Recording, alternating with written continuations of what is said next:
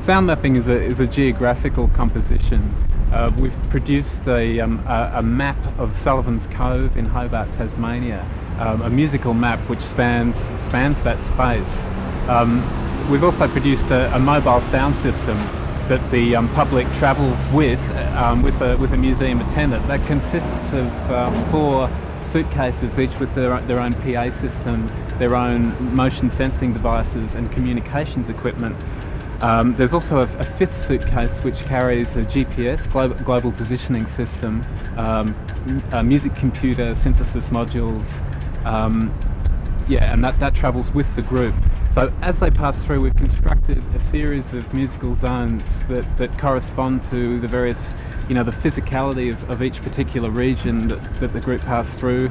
The architecture, music relates to architecture. It also relates to often to historical references. So we're trying to produce a music that really, and a way of listening that actually connects people to a particular place.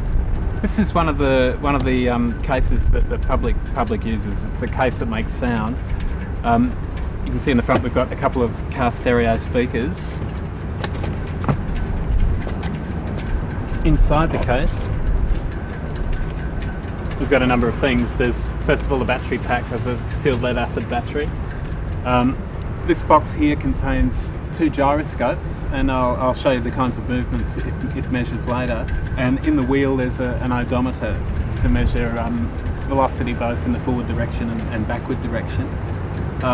That information, underneath there's a 36 megahertz FM radio transmitter which receives that information digitised and transmits it back to the hub case, which we'll come to later. Eventually the sound is broadcast on a radio mic system, and that's the receiver for it, where it's then sent to the amplifier and played over the loudspeakers. Okay, this is the hub case, which is reasonably heavy and has to be carried by somebody other than the public. So what we did with this show was have the museum attendant carry this around. You can see on the top there is the main little GPS unit. We also found that we needed to isolate the GPS aerial from the rest of the system. There's a lot of radio going on, so that hence the long shielded pole. Inside the case, probably the first thing I should explain is this unit here that Jim Sosnan designed. It's basically it consists of 4 data receivers that receive the motion data from each of the 4 cases. That also receives the GPS data, which is basically what we're using is just the latitude and longitude coordinates. We've also got a differential unit here which gives us a reasonable accuracy. It's as good as 5 meters plus or minus. That information is also sent to this hardware device. What it does is it basically does some processing and merges the information into a single MIDI stream, which is transmitted as a SysX dump to a Macintosh, which is running an algorithmic music language called Max. What that program does is it looks at the motion data and then it produces 4 channels of controller information, which then control a synthesizer and play 4 distinct channels of music.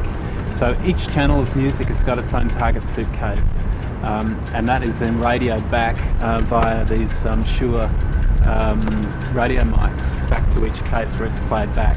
Within the Max program itself, there's a fair amount of interaction that goes on between the suitcases. The basic patch is a map of Sullivan's Cove. The GPS unit then positions the program on that map and then channels all of the incoming data to particular parts of the program that correspond with that particular space. With the motion sensing gear in here, it's really and the way that it's interpreted by Max, it's really geared towards making the whole experience a very physical one. So it's not simply just a matter of the group moving through, carrying suitcases through the space. They really have to make music. They have to get quite physical with the cases, and also to some degree collaborate with one another to produce an interesting sound. The cases respond via the gyroscopes and odometers to things like tilt, to azimuth, and to the forward and backward velocity.